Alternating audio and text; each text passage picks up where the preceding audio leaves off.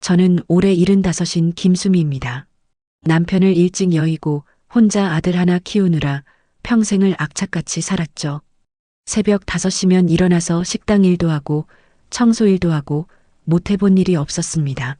손가락 마디마디 굵어지고 허리는 휘어졌지만 그래도 버텼어요. 아들 하나만은 제대로 키워야 한다는 생각뿐이었으니까요. 그렇게 모은 돈이 퇴직금 포함해서 3억이었습니다. 통장에 찍힌 숫자를 볼 때마다 가슴이 뭉클했죠. 이 돈이면 앞으로 병원비 걱정 없이 살 수 있겠구나 싶었습니다. 그런데 지난 2월 어느 날이었어요. 아들 최만호가 며느리 최이슬이랑 함께 집에 찾아왔습니다. 명절도 아닌데 부부가 함께 오는 게 신기했죠. 거실에 앉히고 과일 깎아주면서 물었습니다. 무슨 일이야? 좋은 일 있나? 만호는 한참을 말을 못하더니 이슬이 먼저 입을 열었어요. 어머니, 저희가 사업을 하나 시작하려고 해요. 식당 사업을 하고 싶다는 거였습니다. 만호 친구가 좋은 자리에 가게를 내놓았다고 했죠. 그래, 잘 됐다. 엄마가 응원할게. 저는 진심으로 기뻤습니다. 36인 만호가 이제 제대로 된 사업을 하겠다니 얼마나 대견한지 몰랐죠. 그런데 만호가 조심스럽게 말을 꺼냈어요. 그게, 엄마, 저희한테 돈을 좀 빌려주실 수 있을까요? 순간 머릿속이 하얘졌습니다. 얼마나 필요한데? 3억이요. 제가 가진 전 재산이었어요. 손이 떨렸습니다. 이슬이 제 손을 꼭 잡으면서 말했죠. 어머니, 저희 이번에 진짜 열심히 할게요. 꼭 성공해서 어머니 편하게 모실게요. 눈물까지 글썽이더군요. 만호도 고개를 푹 숙이고 있었습니다. 평생 아들한테 뭐 하나 제대로 해준 게 없는데 이럴 때 도와주지 못하면 제가 무슨 엄마겠어요. 하지만 3억은 너무 큰 돈이었습니다. 저는 떨리는 목소리로 물었죠. 그럼 차용증을 쓰자. 나중에 갚을 때 서로 명확하게 하려면 그게 나아. 그 순간 이슬의 표정이 확 굳었습니다. 어머니, 가족인데 무슨 차용증까지 써요? 목소리가 차가워졌어요. 저희를 믿지 못하시는 거예요? 친엄마 친아들 사이에 그런 걸 쓰면 저희가 얼마나 서운할지 아세요? 만호도 거들었습니다. 엄마, 저 그렇게 키웠어요? 차용증까지 쓰자니 기분이 나쁘네요. 제 가슴이 철렁 내려앉았죠. 자식을 의심하는 나쁜 엄마가 된 기분이었습니다. 아니야, 그게 아니라. 변명하려는데 이슬이 일어서더군요. 됐어요, 어머니. 저희가 무리한 부탁을 드린 거네요. 다른 방법 찾아볼게요. 만호도 따라 일어섰습니다. 둘이 현관으로 가는 뒷모습을 보니까 가슴이 미어졌어요. 아들이 처음으로 사업을 시작하겠다는데 엄마가 발목을 잡다니요. 만호야, 잠깐만. 저는 결국 두 사람을 붙잡았습니다. 알았어.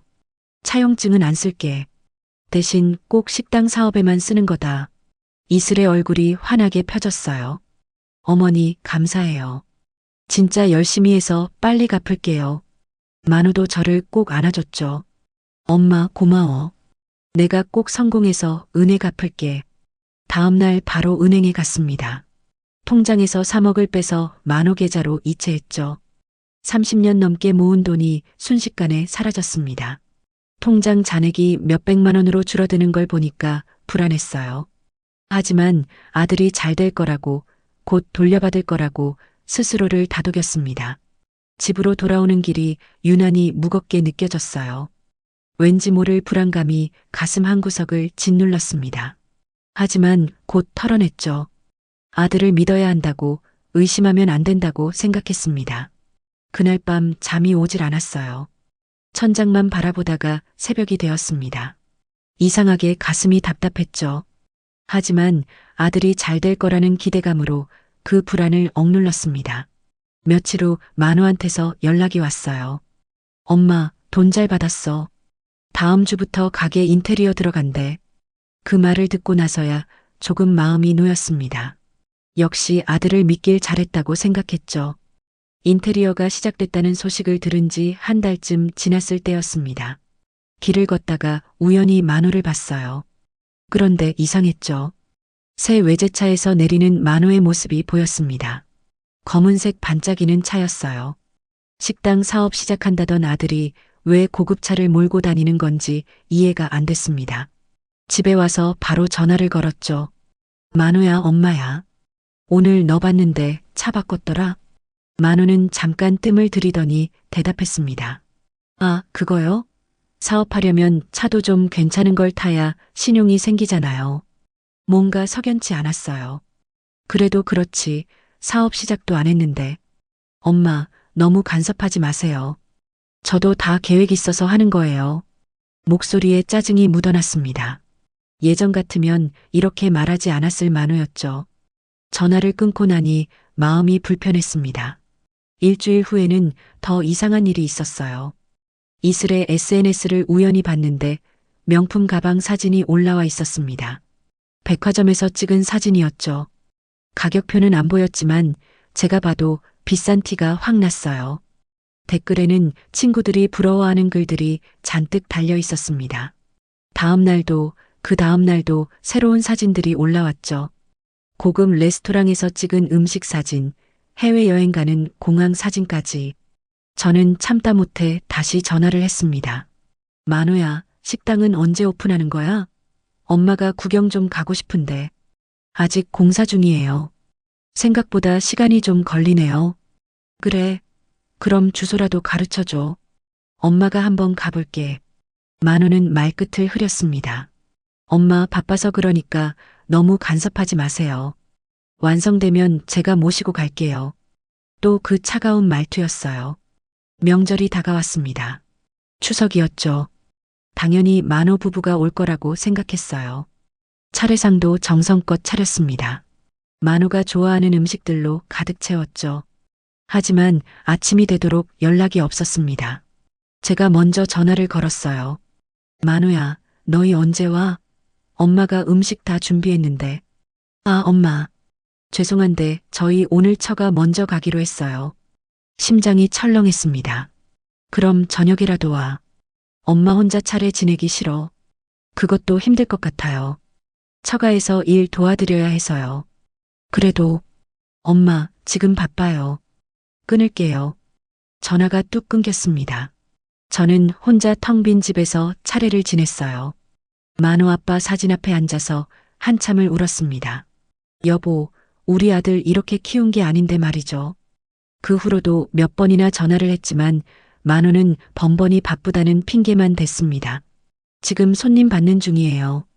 회의 중이라서요. 운전 중이니까 나중에 걸게요.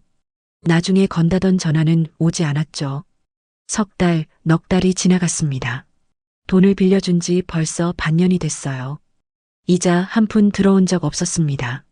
원금 갚을 계획은커녕 아예 언급조차 하지 않았죠. 저는 용기를 내서 문자를 보냈어요. 만호야, 엄마가 생활비가 좀 빠듯해서 그러는데 이자라도 조금씩 줄 수 있니? 한참 후에 답장이 왔습니다. 엄마, 지금 사업 초기라 저희도 여유가 없어요. 조금만 기다려주세요. 기다려달라는 말만 계속 반복됐죠. 그러면서도 이슬의 SNS에는 여전히 호화로운 생활 사진들이 올라왔습니다. 새로 산 명품 구두, 고급 호텔 수영장, 값비싼 레스토랑. 도대체 돈이 어디서 나오는 건지 알 수가 없었어요. 제 3억은 대체 어디에 쓴 건가요? 밤마다 잠을 이루지 못했습니다. 통장 잔액은 계속 줄어들고 있었죠. 병원비, 관리비, 생활비를 내다 보니 몇백만 원도 금방 바닥이 보였어요. 불안했습니다. 이렇게 가다가는 제가 어떻게 살아야 할지 막막했죠. 어느 날은 만원의 집 앞까지 찾아갔어요. 배를 눌렀지만 아무도 나오지 않았습니다. 분명 안에 있는 것 같은데 일부러 문을 안 열어주는 것 같았죠. 만호야, 엄마야. 문 좀 열어줘. 아무 대답이 없었습니다. 1시간을 기다렸지만 끝내 문은 열리지 않았어요. 집으로 돌아오는 길에 다리에 힘이 풀렸습니다. 버스 정류장 의자에 주저앉아서 한참을 멍하니 있었죠. 지나가는 사람들이 쳐다봤지만 신경 쓸 여력도 없었어요. 내가 뭘 잘못한 걸까요? 아들한테 돈을 빌려준 게 잘못인가요? 차용증을 안 쓴 게 잘못인가요? 머릿속이 복잡했습니다. 집에 와서 서랍을 뒤적였어요. 만호 어렸을 때 사진들이 나왔습니다. 초등학교 입학식 사진, 중학교 수학여행 사진, 대학 졸업식 사진. 사진 속 만호는 밝게 웃고 있었죠. 그 아이가 어떻게 이렇게 변한 건지 도무지 이해할 수 없었어요. 제가 뭘 잘못 가르친 걸까요? 사진을 보다가 또 눈물이 났습니다. 이웃 김 여사가 물어봤어요. 수미 씨, 요즘 얼굴이 왜 그래? 많이 상한 것 같은데. 저는 아무 말도 할 수 없었습니다. 아들 자랑만 하던 제가 어떻게 이런 말을 할 수 있겠어요. 괜찮아요. 그냥 좀 피곤해서요. 거짓말을 했죠. 하지만 김 여사는 다 알고 있는 눈치였습니다. 돈을 빌려준 지 1년이 지났습니다. 그동안 단 한 푼도 돌려받지 못했어요. 통장 잔액은 200만 원도 남지 않았죠. 더 이상은 참을 수가 없었습니다. 저는 떨리는 손으로 만호에게 전화를 걸었어요. 한참을 기다려도 받지 않더군요. 5번째 전화를 걸었을 때 겨우 연결됐습니다. 왜 이렇게 전화를 많이 해요? 만호의 목소리는 짜증으로 가득했어요. 만호야, 엄마야. 돈 이야기 좀 하자. 또 돈 얘기해요? 지금 바쁘다니까요. 아니야, 이번엔 꼭 해야 해. 조금씩이라도 갚아줘야 하는 거 아니냐? 한참 침묵이 흘렀습니다. 그리고 만호가 내뱉은 말은 충격 그 자체였죠. 어머니 돌아가시면 어차피 저희가 받을 돈 아니에요? 미리 줬다 생각하세요. 귀를 의심했습니다. 방금 제 아들이 뭐라고 한 거죠? 만호야, 내가 지금 무슨 말을. 사실이잖아요. 엄마 재산 결국 제 거 될 거면서 왜 자꾸 돌려달라고 하는 거예요? 가슴에 칼이 꽂히는 것 같았어요. 그래도 엄마가 살아야 하지 않겠니? 지금 내 통장에 얼마 남지도 않았어. 뒤에서 이슬의 목소리가 들렸습니다. 전화를 바꿔받은 이슬이 말했죠. 어머니, 저희도 애들 키우느라 힘들어요. 지금 당장은 드릴 돈이 없어요. 그래도 3억이야. 적은 돈이 아니잖아. 그럼 어쩌라고요? 배째든지 하세요. 이슬의 목소리는 차갑기 그지없었습니다. 이슬아, 그렇게 말하는 거 아니야. 엄마가, 어머니, 저희 바쁘니까 이제 그만 전화하세요. 전화가 뚝 끊겼어요. 저는 한참을 멍하니 핸드폰을 쥐고 있었습니다. 배째라니요. 제 며느리가 시어머니한테 배째라는 말을 한 겁니다. 온몸에 힘이 빠졌어요. 소파에 주저앉아서 울었습니다. 평생 아들 하나 잘 키워보겠다고 악착같이 살았는데 이게 뭔가요? 다음 날 다시 전화를 걸었지만 받지 않았습니다. 문자를 보내도 읽고 답장조차 없었죠. 만호야, 엄마 전화 좀 받아라. 제발 한 번만 통화하자. 엄마가 잘못했어. 아무리 애원해도 답이 없었어요. 일주일 후 다시 만원의 집을 찾아갔습니다. 벨을 누르니 이번에는 인터폰으로 이슬의 목소리가 들렸어요. 누구세요? 나야, 엄마. 문 좀 열어줘. 어머니, 저희 바쁘니까 다음에 연락드릴게요. 인터폰이 끊겼습니다. 저는 문 앞에서 1시간을 더 기다렸어요. 안에서 텔레비전 소리가 들렸습니다. 아이들 웃는 소리도 들렸죠. 분명 집에 있으면서 일부러 문을 안 열어주는 겁니다. 만호야, 엄마야. 문 좀 열어줘. 얘기 좀 하자. 아무 대답이 없었어요.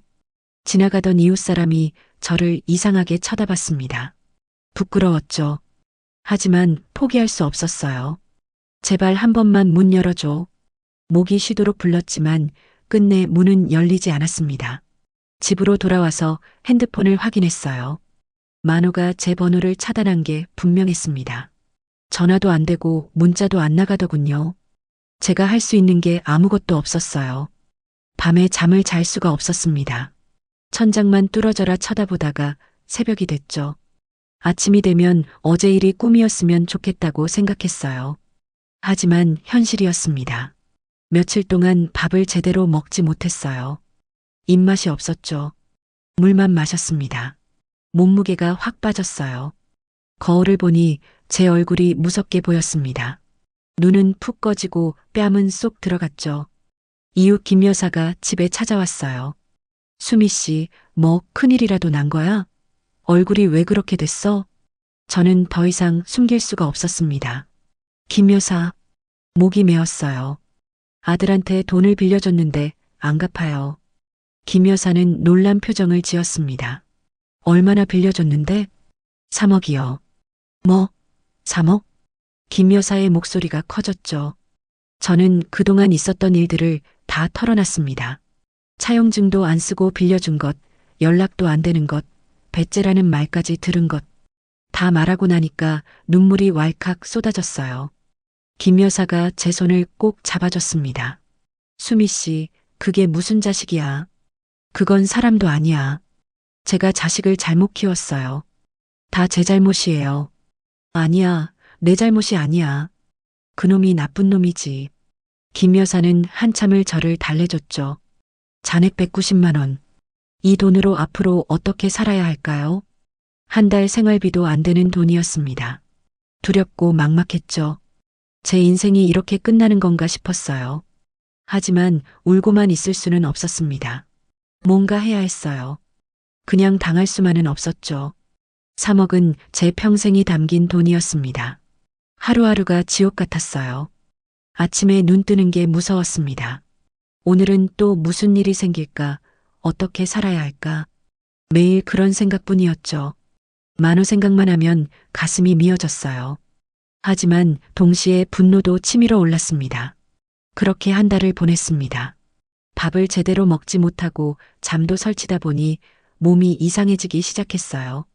어느 날 아침 일어나는데 어지러워서 제대로 설 수가 없었습니다.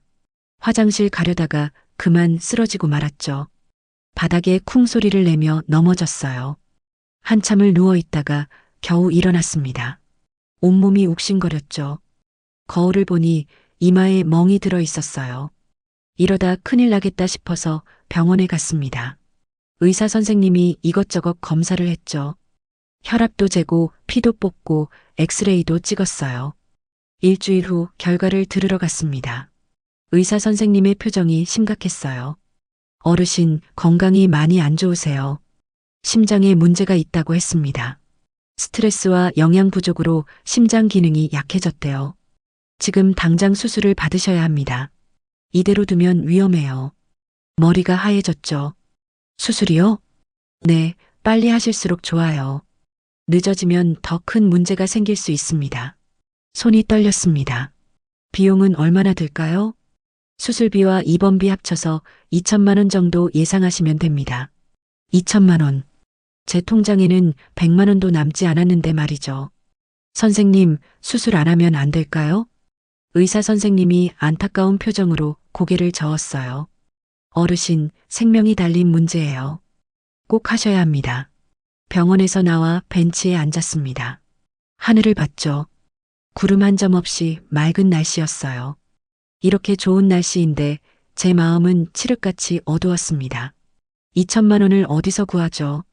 친구들한테 빌려달라고 할 수도 없었어요.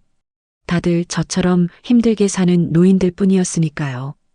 은행 대출도 생각해봤지만 75세에 담보도 없는 제가 대출을 받을 수 있을 리 없었습니다. 결국 만호한테 연락할 수밖에 없었어요. 아들이 어쨌든 제 자식 아니겠어요. 엄마가 죽을 수도 있다는데 외면하지는 않겠지 싶었습니다. 공중전화를 찾아갔어요. 만호가 제 번호를 차단했으니까 다른 번호로 걸어야 했죠. 신호음이 길게 울렸습니다. 여보세요? 만호의 목소리였어요. 만호야, 엄마야. 엄마. 당황하는 게 느껴졌습니다. 만호야, 엄마가 아파. 병원에서 수술 받아야 한대. 그게 저랑 무슨 상관이에요? 차가운 목소리였죠. 수술비가 2천만 원이 필요해. 3억은 못 받더라도 수술비만이라도 도와줄 수 있겠니? 한참 침묵이 흘렀어요. 어머니가 아프신 건 저희 책임 아니잖아요. 믿을 수가 없었습니다. 만호야, 엄마가 죽을 수도 있어. 제발 부탁이야. 뒤에서 이슬의 목소리가 들렸어요. 누구야? 또 시어머니? 응, 수술비 달래. 뭐?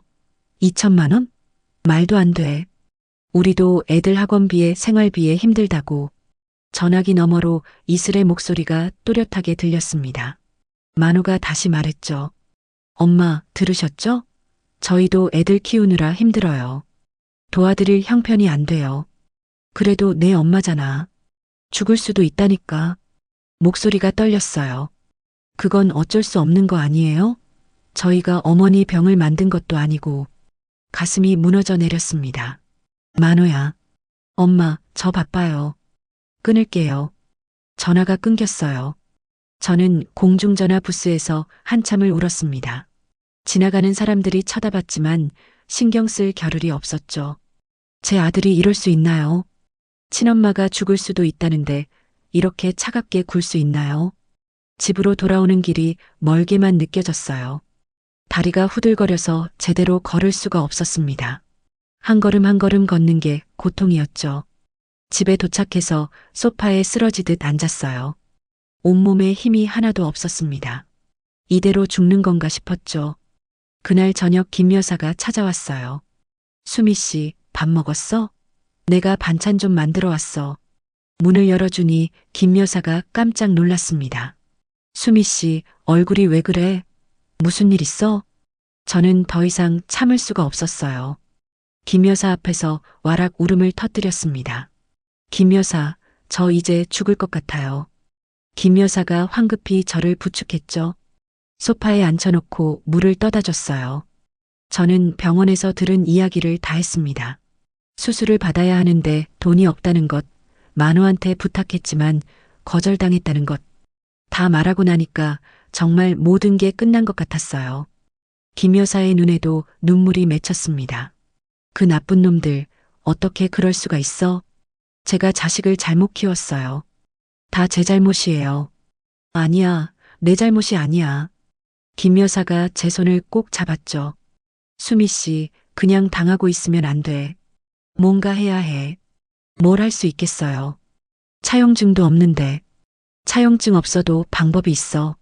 김 여사가 진지하게 말했습니다. 계좌이체 내역 있잖아. 그것만 있어도 소송할 수 있대. 소송이요? 응, 내 친구가 비슷한 일을 겪었는데 변호사 통해서 돈 받아냈어. 너도 해봐. 희망이 보이는 것 같았어요. 하지만 동시에 두려웠습니다. 아들을 상대로 소송을 한다는 게 가능한 일인가요? 김 여사, 그래도 제 아들인데. 아들이 뭐가 아들이야? 엄마 죽으라고 하는데. 김 여사의 목소리에 힘이 들어갔죠. 수미 씨, 내가 죽으면 그놈들은 아무렇지도 않을 거야. 살아야 해. 내 돈 찾아야 해. 그날 밤 잠을 이룰 수 없었습니다. 천장을 보며 계속 생각했어요. 정말 아들을 고소해야 할까요? 하지만 다른 방법이 없었습니다. 이대로 죽을 수는 없었어요. 제 돈을 찾아야 했고 수술도 받아야 했습니다. 새벽이 되자 결심이 섰어요. 해야 합니다. 아들이든 뭐든 상관없어요. 제가 살아야 했으니까요. 다음 날 아침 일찍 김 여사한테 전화를 했습니다. 김 여사, 저 변호사 좀 소개해 주세요. 그래, 잘 결심했어. 내가 연락해 볼게. 1시간 후 김 여사한테서 문자가 왔어요. 변호사 사무실 주소와 전화번호였습니다. 떨리는 손으로 전화를 걸었죠. 안녕하세요. 법률사무소입니다. 저 상담 좀 받고 싶은데요. 어떤 사안이신가요? 아들한테 돈을 빌려줬는데 안 갚아서요. 직원분이 친절하게 대답했습니다.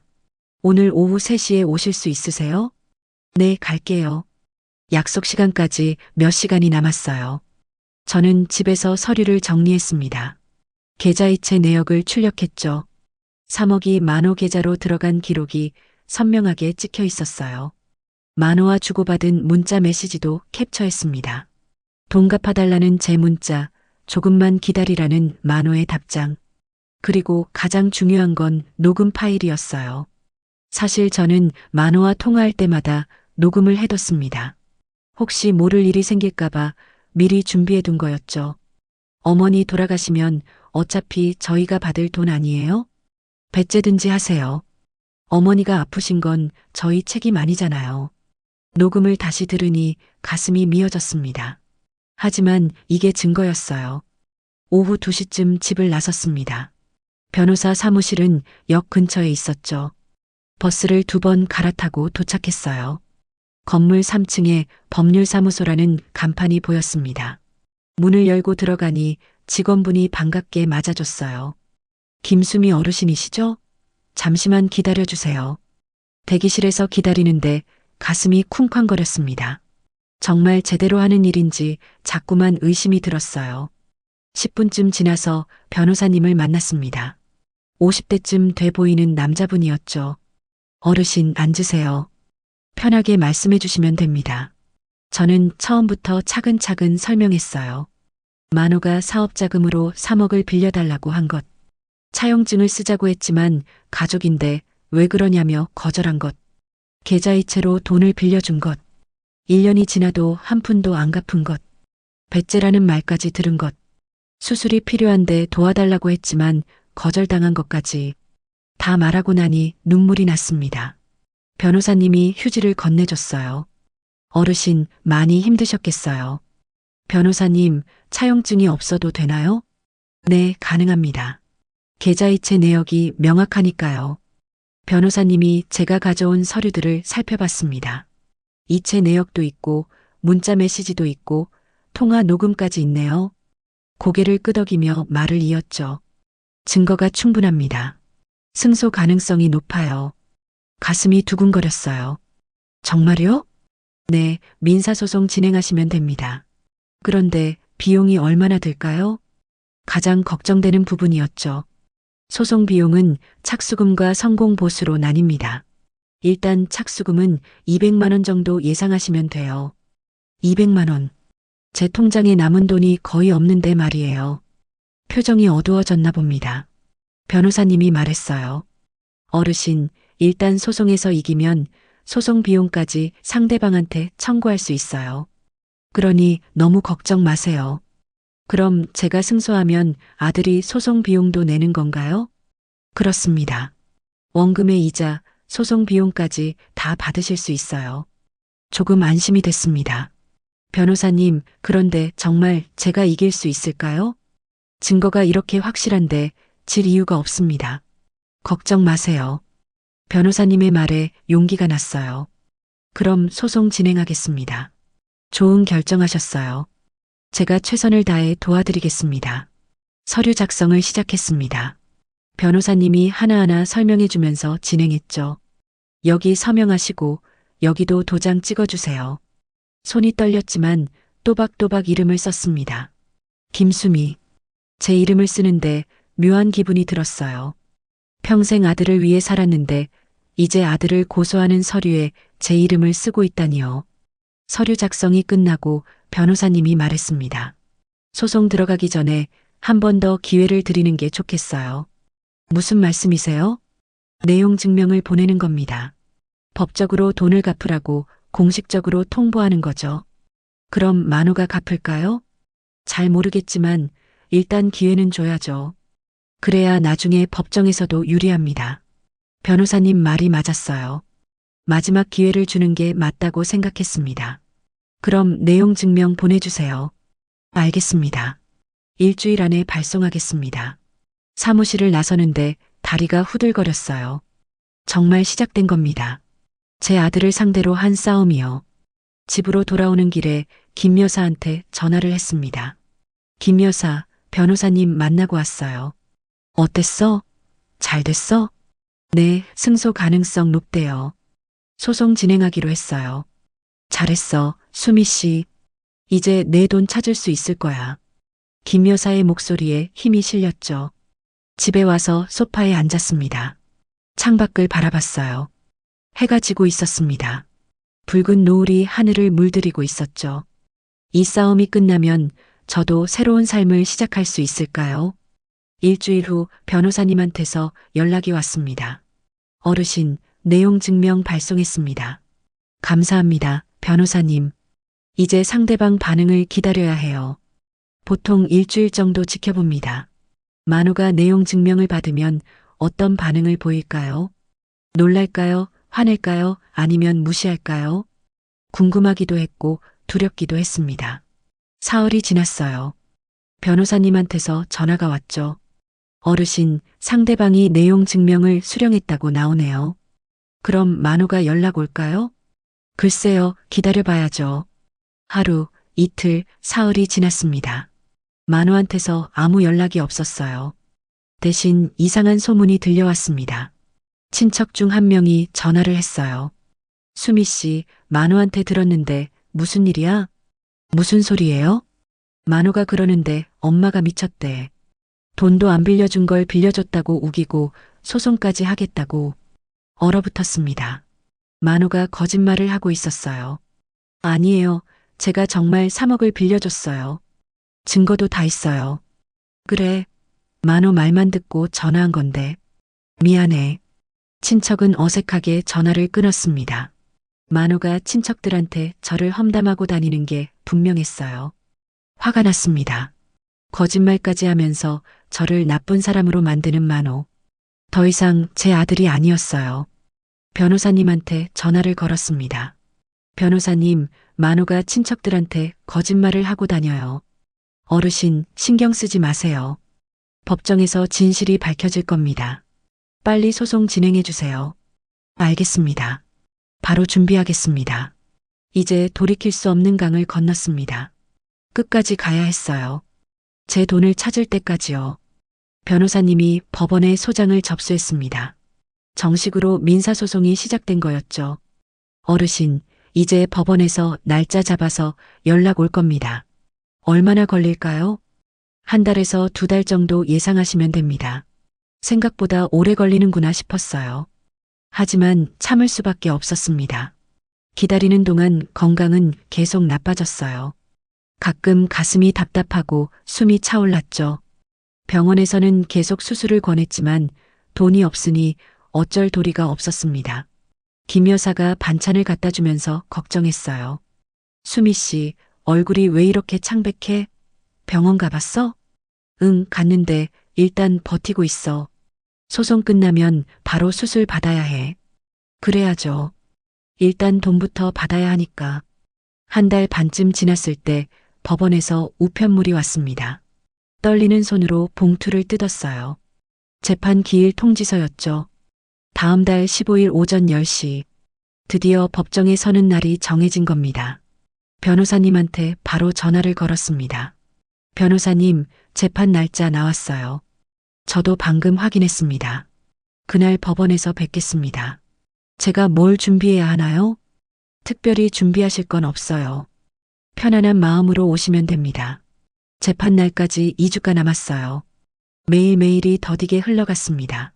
밤에 잠을 설쳤죠. 법정에서 만호를 마주친다는 게 두렵기도 했고 한편으로는 제 억울함을 털어놓을 수 있다는 기대감도 있었습니다. 드디어 재판 당일이 됐어요. 아침 일찍 일어나서 준비했습니다. 깨끗한 옷을 입고 머리도 단정하게 빗었죠. 거울을 보니 많이 늙은 제 얼굴이 보였어요. 1년 사이에 10년은 더 늙은 것 같았습니다. 법원은 집에서 1시간 거리였어요. 일찍 나섰습니다. 법원 건물 앞에 서니 긴장이 됐죠. 높은 건물이 위압적으로 느껴졌어요. 변호사님이 입구에서 기다리고 계셨습니다. 어르신, 오셨네요. 같이 들어가시죠. 법정으로 가는 복도를 걸었어요. 발걸음이 무겁게 느껴졌습니다. 법정 문 앞에 도착했죠. 변호사님이 문을 열어줬어요. 안으로 들어가니 생각보다 작은 공간이었습니다. 앞쪽에 판사님이 앉을 자리가 있었고 양쪽으로 원고와 피고 측 자리가 있었어요. 저는 원고 측 자리에 앉았습니다. 시계를 봤어요. 9시 50분. 10분 후면 재판이 시작됩니다. 피고 측 자리를 봤죠. 아직 아무도 없었어요. 만호가 올까요? 10시가 됐습니다. 판사님이 입장하셨어요. 모두 일어서 주십시오. 자리에서 일어났습니다. 판사님이 자리에 앉으시고 우리도 앉았죠. 판사님이 서류를 보시더니 말씀하셨어요. 피고 측이 출석하지 않았네요. 만호가 안 온 겁니다. 법정에조차 나타나지 않았어요. 가슴이 답답했습니다. 끝까지 회피하는 만호가 믿기지 않았죠. 판사님이 변호사님께 물으셨어요. 원고 측 변호인, 사건 개요를 설명해 주시겠습니까? 변호사님이 일어서서 차근차근 설명하기 시작했습니다. 제가 만호에게 3억을 빌려준 경위, 계좌이체 내역, 통화 녹음, 문자 메시지까지 모든 증거를 제시했죠.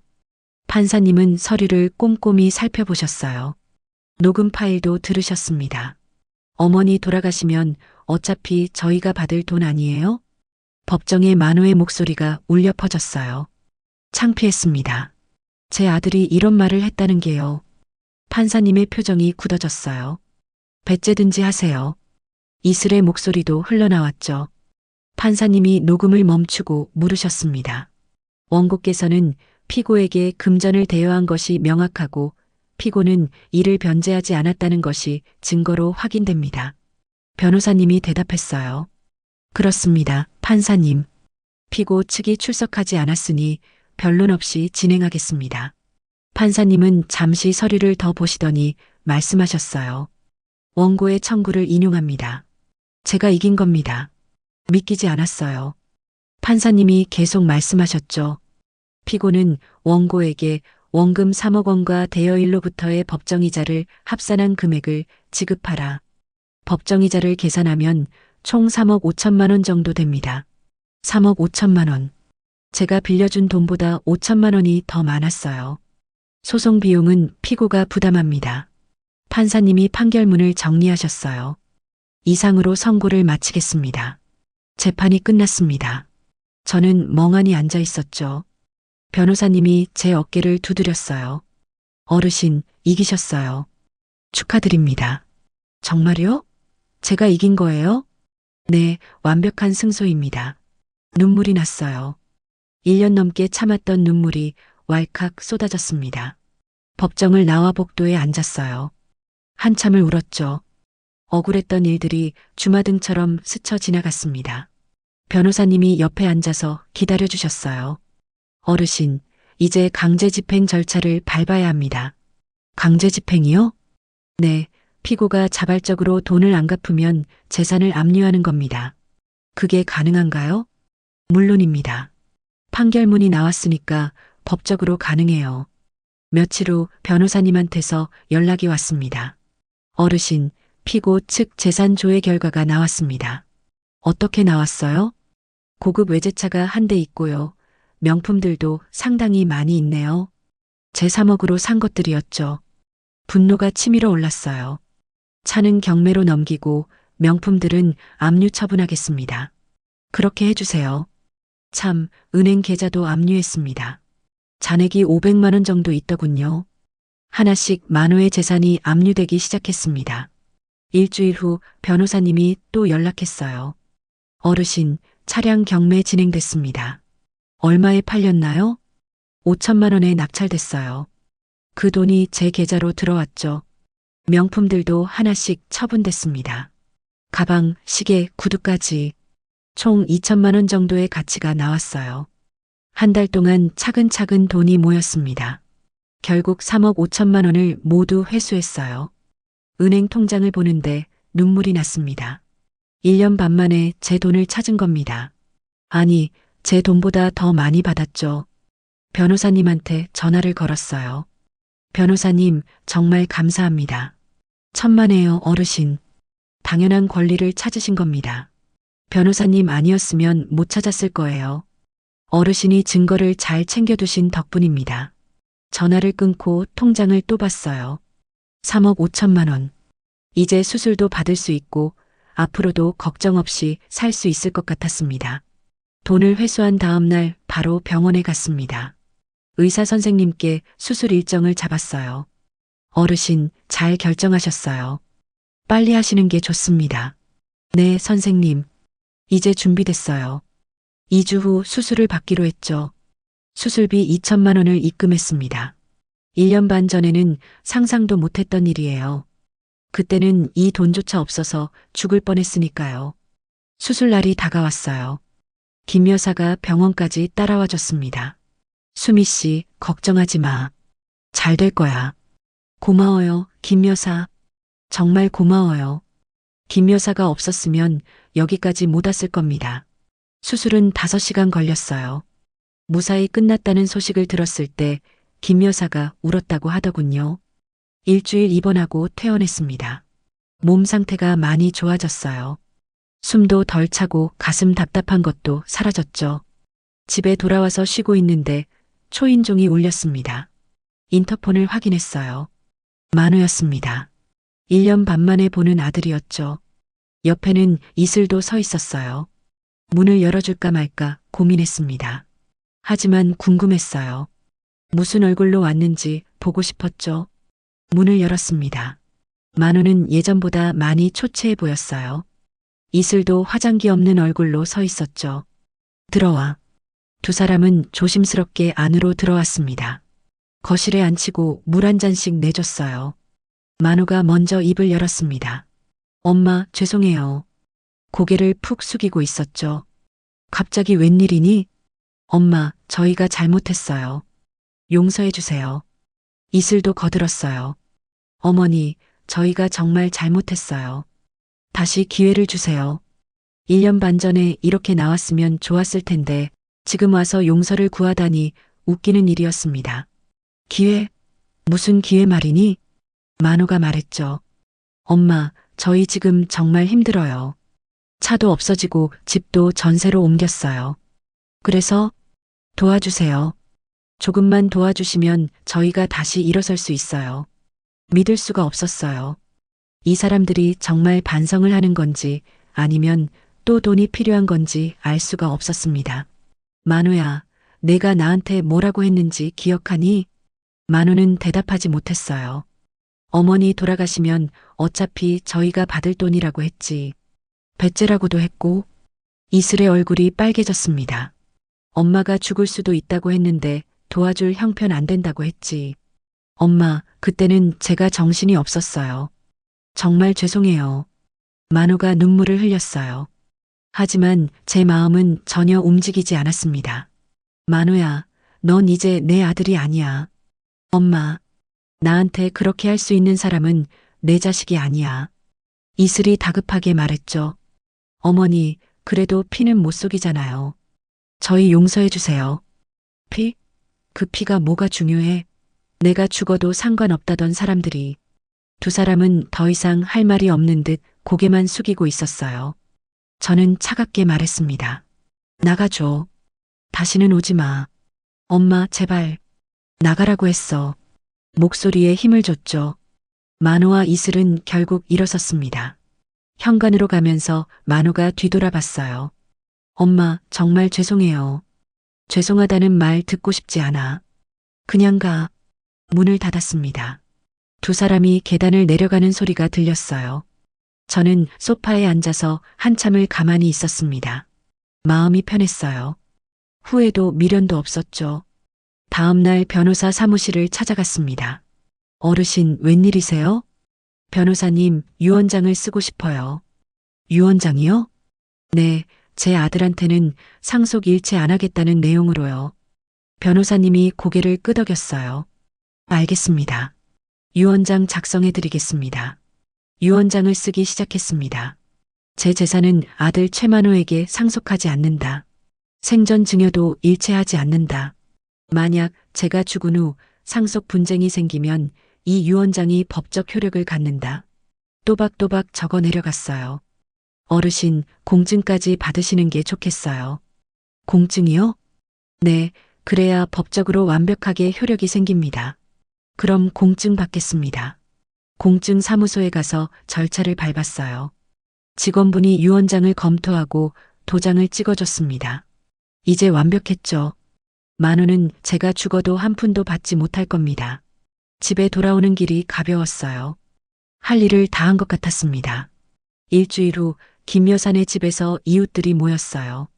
다들 제 이야기를 들었는지 궁금해했죠. 수미 씨, 아들한테 돈 받았다며? 응, 다 받았어. 어떻게 받은 거야? 차용증도 없었잖아. 저는 차근차근 설명했습니다. 소송한 것, 이긴 것, 강제 집행으로 돈 받은 것까지. 다들 놀라워했어요. 대단하다, 수미 씨. 나였으면 그냥 포기했을 텐데. 포기하면 죽는 거였어. 살려고 한 거지. 김 여사가 말했죠. 그래, 수미 씨가 진짜 배째 준 거야. 다들 웃었어요. 저도 웃었습니다. 1년 반 만에 처음 웃는 것 같았죠. 근데 수미 씨, 아들이 찾아왔다며? 응, 왔어. 용서해달라고. 그래서 내쫓았지. 이제 내 자식 아니라고 했어. 다들 고개를 끄덕였어요. 잘했어. 그런 자식은 자식도 아니야. 이웃 한 분이 물었습니다. 상속은 어떻게 할 거야? 유언장 썼어. 한 푼도 안 줄 거야. 공증도 받았어? 당연하지. 완벽하게 처리했어. 다들 제 결정을 지지해줬어요. 수미 씨, 이제 내 인생 살아. 아들 생각은 접어. 그럴 거야. 남은 인생은 나를 위해 살 거야. 그날 밤 집에 돌아와서 통장을 봤습니다. 3억 5천만 원에서 수술비와 생활비를 쓰고도 3억이 넘게 남아 있었어요. 이 돈으로 편하게 살 수 있을 겁니다. 여행도 가고 싶은 거 사 먹고 하면서요. 창밖을 봤어요. 달이 밝게 떠 있었습니다. 저는 달을 보며 중얼거렸죠. 여보, 나 잘했지? 남편이 살아계셨으면 뭐라고 했을까요? 아마 잘했다고 했을 것 같아요. 자식한테 당하고만 살 수는 없으니까요. 다음 날 아침 일찍 일어났습니다. 오랜만에 기분이 좋았어요. 시장에 가서 장을 봤죠. 좋은 과일도 사고 고기도 샀습니다. 집에 와서 맛있는 음식을 만들었어요. 혼자 먹는 밥이었지만 행복했습니다. 밥을 먹으면서 생각했어요. 이제 진짜 새로운 시작이구나. 75년을 살았지만 이제부터가 진짜 제 인생인 것 같았습니다. 아들 눈치 보지 않고 돈 걱정하지 않고 제가 하고 싶은 대로 사는 거죠. 김 여사가 전화를 했어요. 수미 씨, 다음 주에 여행 가자. 제주도 어때? 좋아, 가자. 1년 반 만에 처음으로 설레는 일이 생겼습니다. 여행 준비를 하면서 거울을 봤어요. 제 얼굴에 미소가 떠올라 있었습니다. 이 미소를 잃지 말아야겠다고 다짐했죠. 만호 생각은 이제 하지 않기로 했어요. 제 인생에서 지워버리기로 했습니다. 대신 저를 아껴주는 사람들, 김 여사 같은 이웃들과 행복하게 살 거예요. 저녁에 베란다에 나가 앉았습니다. 바람이 시원하게 불어왔어요. 하늘의 별들이 반짝이고 있었죠. 저는 별을 보며 생각했습니다. 진짜 배째 줬구나. 배째라던 며느리한테, 엄마 죽어도 상관없다던 아들한테 제대로 배째 준 거죠. 그리고 이제는 정말 자유로워졌어요. 남은 인생 저를 위해 살 겁니다. 아무도 저를 함부로 대하지 못하게 할 거예요. 75년 만에 처음으로 제대로 된 선택을 한 것 같았습니다. 후회 없어요. 미련도 없고요. 그저 앞으로 펼쳐질 제 인생이 기대될 뿐입니다.